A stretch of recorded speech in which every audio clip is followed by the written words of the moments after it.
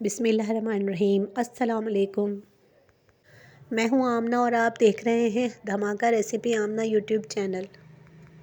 आज मैं आपके लिए अपनी पसंद की शलजम गोश्त की रेसिपी लेकर आई हूं, जो बहुत आसानी से बनने वाली डिश है और जायके में तो लाजवाब है।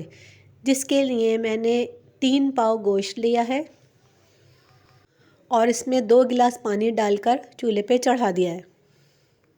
अब इसमें मैं मसाले शामिल करूंगी। 2 टेबल स्पून लहसुन अदरक का पेस्ट डाल दिया है। 1 टेबल स्पून पिसी मिर्च डाल दिए।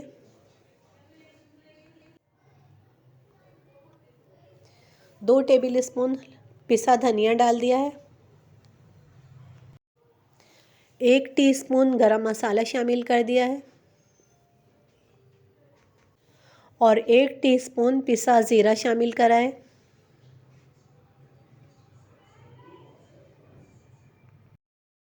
और साथ ही 1 टीस्पून हल्दी शामिल कर दिए और 1 टीस्पून से थोड़ा सा ज़्यादा नमक शामिल कर दिया है और 1 कप ऑयल डाल दिया है और इसको गलने के लिए रख दिया है। 2 अदद दरमियानी प्याज काट कर डाल दिए।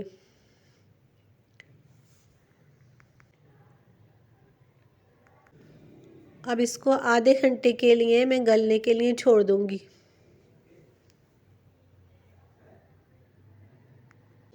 आधा किलो पालक और आधा किलो शलजम को काटकर अच्छी तरह से 3-4 पानी से धो के रख लिया है। अगर आप मेरे चैनल पे नए हैं तो प्लीज़ मेरे चैनल को सब्सक्राइब कर दें। आधा घंटा हो गया है गोश्त को गलते हुए।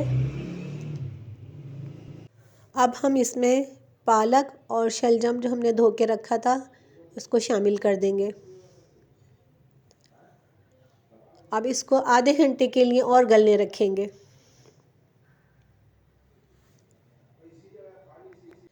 आधा घंटा हो चुका है। गोश्त भी हमारा बहुत अच्छा सा गल गया है और शलजम भी हमारे अच्छे से गल गए हैं। अब इसकी हम अच्छी सी भुनाई कर लेंगे। ये बहुत मज़े की बहुत अच्छी बनने वाली डिश है। इसको आप लोग ज़रूर बनाइएगा। भूनते हुए मुझे तकरीबन 5 मिनट हो चुके हैं। अब इसमें मैंने हरी मिर्च शामिल कर दी है। आप चाहें तो काट के डालते हैं, मैंने साबुत ही डाली है। 3 मिनट हो गए भूनते हुए। ये अब तैयार हो चुका है। इसको मैंने डिश आउट कर दिया है। ये देखें माशाल्लाह माशाल्लाह बहुत अच्छा बहुत ज़बरदस्त बना है। आप ज़रूर बनाइएगा इसको। मैंने इसको बिल्कुल भुना हुआ रखा है। अगर आपको थोड़ा सा शोरबा पसंद हो तो आधा कप के करीब पानी डाल दें इसमें, उसमें भी बहुत जायका होता है।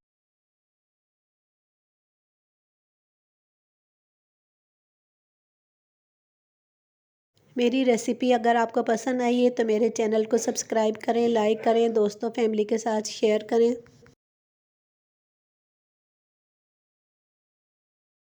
ये मकई की रोटी से भी बहुत अच्छा लगता है, चावल के साथ भी बहुत अच्छा लगता है। रोटी के साथ खाएं, बहुत मज़े का होता है ये। और दुआओं में मुझे याद रखें। अल्लाह हाफ़िज़।